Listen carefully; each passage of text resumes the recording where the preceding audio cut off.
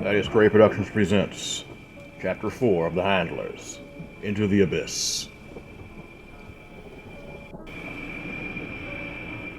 The Handlers have now found who have been killing all the people and draining them of all their blood in the site of the dig. Now, is this individual a friend or a foe? You'd think foe. However, sometimes nothing is ever that cut and dry. So therefore I present to you now, Chapter 4. It's all good and nice, but where the hell would she be able to be found? I mean, I know every day I make sure that, well, Johnson out there does a head count of everyone here. How many people are at this site? Right now we have about 50. Straight up. No numbers taken, no numbers lost. 50 people. Exactly. Alright. So we originally, of course, had 55. No. So you can understand where I'm going with this. And the 50 include us. Here. Me, Ophelia, and of course, Rankin. So you have 47 other people. Yeah. As I said before, I make sure that, of course, the cameras haven't caught anything. This place is head to toe with CC footage, everything. It's then that Timothy speaks. Well, if that's the case, of course the vampire isn't going to show up in any of the camera feeds. Exactly. Blackfeather says. So, where the hell could she be hiding? That's the thing. Because obviously she can only come out at night, and that's obviously when the killings are taking place. I can tell you where, Warren says. Think about it.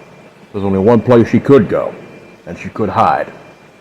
He says, pointing a massive finger, right there, at the entrance, at the top of the pyramid. Natalia Nestrova slumbers peacefully, or at least as best she can, in the darkness of the tomb. Of course, finding the humans here, it had been difficult enough, but with her master's guidance, as well as his understanding and the telepathic link he had with his siblings, it had been easy enough. Malachi had been her lover, as well as her confidant. She herself had been a peasant girl in a small Serbian village when he had come to her.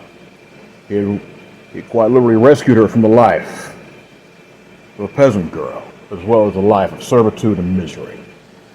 He had naturally been charmed by her beauty, and he had embraced her, making her a very powerful vampire, under his wings, supposedly, so to speak. And needless to say, her love for the man is still very strong. However, when he had asked her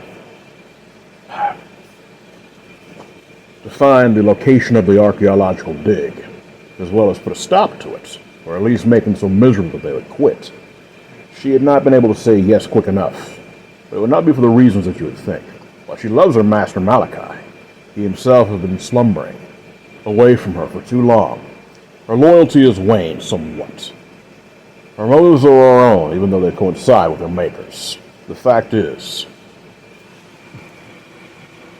the woman had seen the rise and fall of many royal families, as well as the insanity of World War I and World War II. She had seen what the humans had done to each other, as well as the facts that they had killed each other, not just over ideals, but seeking things such as the tomb in which she slumbers. She has seen many things down here, terrifying things. Creatures long dormant that should not truly be. And this she cannot allow for them to find. She does not enjoy the killing and slaughtering of life in which she had been forced to do. In the end, number one, she needed sustenance. Number two, it is the only way these stupid humans seem to understand. However, during her slumber, she senses another's presence. She herself is roughly 30 feet down into one of the main chambers to the east, to the left, from the main entrance. She hears his presence. She feels him. She can smell his blood. Blood that is strange. terrifying. Something that is not truly human, and yet something of the dead, yet not like her. Something that had died and been reborn. She tries quickly to gather her bearings, become aware of her surroundings, and she forces herself awake. However, it's too late, as a massive scarred hand leaps forth, grabbing her by the throat. And with this, her hands become claws, and she slashes for Warren's face. Yet the man very calmly grabs her hand and crushes down, shattering every bone in her hand. She screeches loudly, an unearthly wail, as he then very calmly speaks in her ear. Silence yourself. Do you understand? I grow tired of this. What are you? I'm the last thing you will ever see or hear. If you do not answer my questions, do you understand? The woman looks into the eyes of Frankenstein's monster. How the hell they can see down here and not be a vampire, she cannot understand. Yet obviously he is quite comfortable, every bit as much as she is. How did you get... It does not matter how I found you. What matters is that I did. You would not understand. I might understand more than you think. What do they seek here? They have no business knowing. None. Fair enough. Who hired you? Who do you work for? You may as well kill me. I could, but in the end, I believe that would be a waste of time and energy. And what I mean by that is I believe you have value. I could be wrong, and if that's the case, I'll simply kill you here and now. A massive stone dagger is pressed to her throat. The woman weighs her options. True, he could kill her, but in the end, while Natalia has seen much and done much, she has no desire to die. And it's not just that. Maybe there's another part of her that truly hungers for the same kind of discoveries which can be found out here. Because they're going to kill me anyway if I am found. No, I promise you. I'll give you my word. What are you? You've read of me. Of course, that silly book was more of a fiction than fact. There were some truths to it. You're lying. Am I? But what does it matter? I'm giving you 30 seconds before I remove your head from your shoulders to make an answer. Fine. I will... Good. Come. Blackfeather himself looks down through the darkness of the entrance. Warren! Warren! I found her! He yells up, his strong voice echoing through the chamber. Have you dealt with her? Yeah, you could say that. She's alive. As well as can be, I guess. I'm not coming up until nightfall. I thought you were going to kill her, Joseph snarls angrily. I am not going to do anything of the sort. She's of value to us. You understand? What the hell did I hire you losers? I'd advise you to remain silent, Blackfeather says. You hired us, yes, but I'm not going to have my people insulted by the likes of you either. Are we clear? Rankin, very calmly, stands by Blackfeather in response. I have to side with him on this, boss. I'm sorry. You and me, man, as long as we've known each other, you would... Again, man, it's a matter of right and wrong. Now, I'm not saying the bitch doesn't deserve to be killed. But right now, I think, you said it yourself, man. We're looking at things that are beyond us.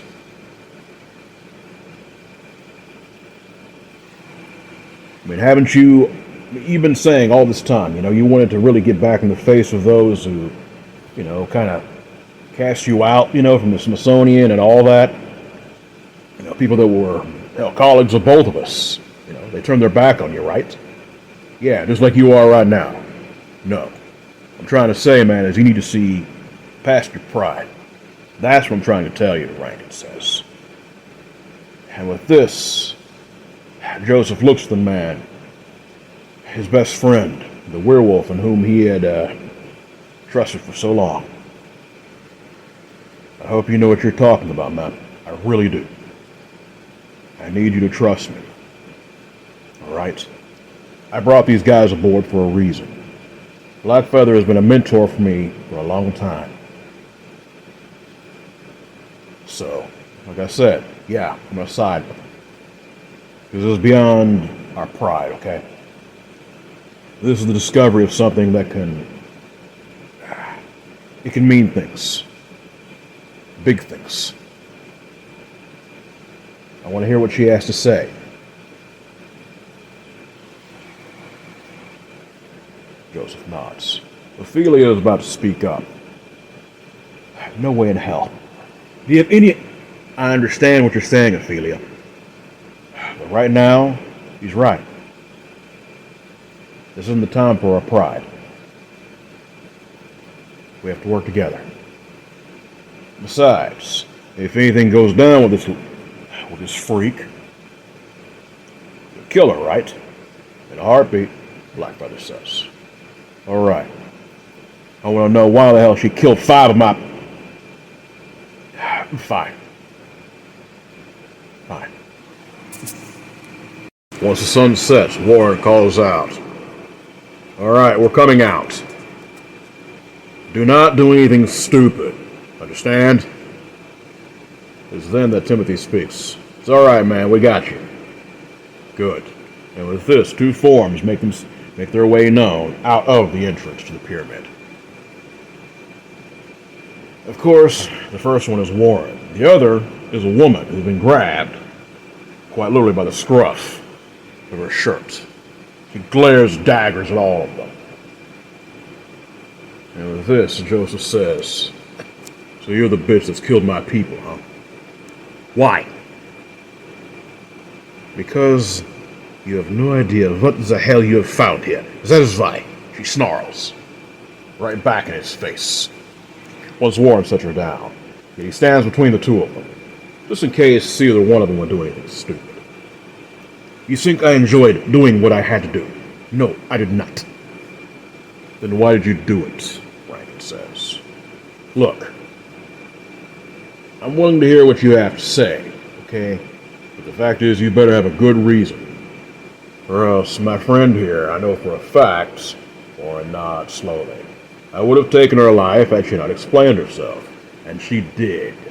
There's something down there that you guys need to understand is... It's beyond what we knew originally. Leave it at that. I saw it as well as she's known of it. That's all good and nice, so what the hell was it? Joseph says. What the hell is down there? It is not a matter of what, but who. Natalia said angrily. And with this, she sighs lightly. I was trying to scare all of you away, because I knew for a fact, if I'd simply taken you out, even so I wanted to, she says, looking to Joseph, they simply would have sent another and another. You damn fools. All of you. Malachi was right. So that explains a lot, Isaac says. You're a hot looking one, I'll give you that. A wee bit too feisty for my taste, though. I like them a wee bit more... Enough! Blackfeather says. Alright. Give her some clothing, some decent clothing, and some space. And I understand, Joseph, she killed some of your people, and I get that. Believe me, this is not good, what she did. But we're possibly maybe getting a bigger look at the bigger picture, and we need to know what she has seen down there. Ophelia speaks finally. You know what I'm thinking? And what's that? Joseph asks. I think all of you are full of shit. Good people are dead, and you're all willing to just look past it? Timothy says, look, lady, I'm going to be honest with you.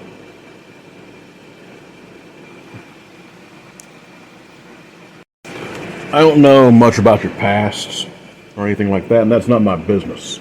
I'm going to tell you something. I've lost a lot. I think all of us here have, including you, or else you wouldn't be having the response you are. And it's justifiable, you know. I mean, these are human beings that lost their lives. And to be honest with you, I more than most have reason to have a lot of hate in me. And I've lost a lot. I don't like talking to too many people. I don't like getting close to people. I've lost too many. But right now, there's answers to which many of us here are needing to know. Where exactly did this affliction, lycanthropy, vampirism, all these things, where did that come from? The guys who hired us, people I know pretty closely, they've been wondering that for a long time, and they've been funding this for a reason. I'm not saying they're desperate for answers, but they've been waiting for it for a long damn time, okay? And like I said, I've lost people dear to me, and I've lost, all of us here have. And I'm sorry that these people lost their lives. And yeah, this lady's going to have to answer for it in time. The fact is, man, there's something beyond all of us here. And if you can't understand that, then you're not needing to be here. The woman actually slaps him as hard as she can across the face. Maybe you think I deserve that. What I say stands. She exhales lightly, glaring at all of them. And with this, she looks to Talia. It had better be worth it. That's all I'm saying. A little meatbag like you would never understand. Warren very calmly speaks in response. Another word like that, I will end you here and now. I'll be clear. She looks fearfully to the massive creature that had damn near taken her life earlier. She nods. And with this, once they're all situated, she sits down and explains as best she can. I was born into a very poor family. Malachi brought me across. He gave me opportunity that I will never regret in the choices that I made. I feel no guilt in it. I'm a predator. It's what I do. It's what I enjoy. She says, looking to Isaac. He nods understanding. The fact is that while I did not have any true pleasure in killing them, they were nourishment for one. For two, they were a distraction. I was hoping if what I found down there, which I suspected, and which I had discovered, I was hoping maybe the sacrifice of a few lives would actually save the rest of yours, as well as many more. So what was down there, Joseph says. Let's just get to the point. A monster, she says. It is not awake yet, but I can tell you right now what it was. I sensed it. It was emaciated, wasted, almost not alive, but not dead. I could feel its presence. When it comes to those like us, she says, looking to Isaac. My English is... Yeah, I get you, lady. What she's saying is, when it comes to us vampires, we don't just sense blood or the scent of someone. We can sense the smell of someone's soul or spirit. Okay? And what she's saying is, I can tell all of us, if we focus hard enough, when it comes to the undead, we can sense each other's surface thoughts, so it's easy enough what I'm seeing from her right now. She's powerful, too. You're lucky that we brought this guy along. I wouldn't have been able to take her. And I think she would have been able to kill the rest of us. Blackfeather nods agreement. True, while Blackfeather is a very powerful alpha and possibly would have killed her, she would have taken him with her, and he knows this. So they're very grateful for Frankenstein's monster's help. Leave it at that. Warren is very patient, as he then says. So if you can you describe what was found down there? You're saying something that was neither living nor dead, obviously mummified, you're saying emaciated. So that's what I'm thinking. Something that has been dead there for, well, or maybe not dead, but not stasis, is what she's trying to say. The woman nods, trembling, visibly frightened. Isaac himself steps over to the older vampire and puts a hand on her shoulder. You gonna be all right? At any other time, she would have flinched away from him with a snarl. However, this time, she simply nods silently.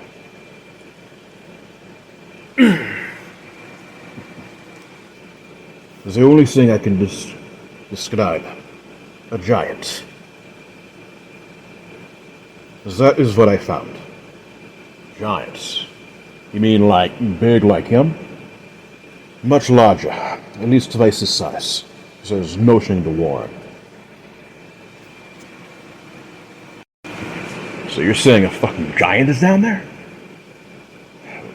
And with this, Natalia glares at him and is saying, why would I have reason to lie to you right about now? And with this, it's Rankin that speaks. Of course, I've heard stories like about the giant of Kandahar and all that. I thought that was a bunch of, I'm not going to say bullshit, but I thought it was an exaggeration. Natalia shakes her head. As I said, I grew up in a very poor family. Opportunity to keep my way. I took it. I saw the rise and fall of many people. I am over 500 years old, including the Tsars, as well as people beyond them. I have been involved in 2 world wars. I have seen so much death due to the knowledge in which people have sought, things that should have never been discovered. Malachi, he simply wanted the power for himself, or if he could not have it, no one could. But in the end, he is an arrogant bastard like the others. He's like all men, practically, she says, snorting angrily. But in the end, I knew.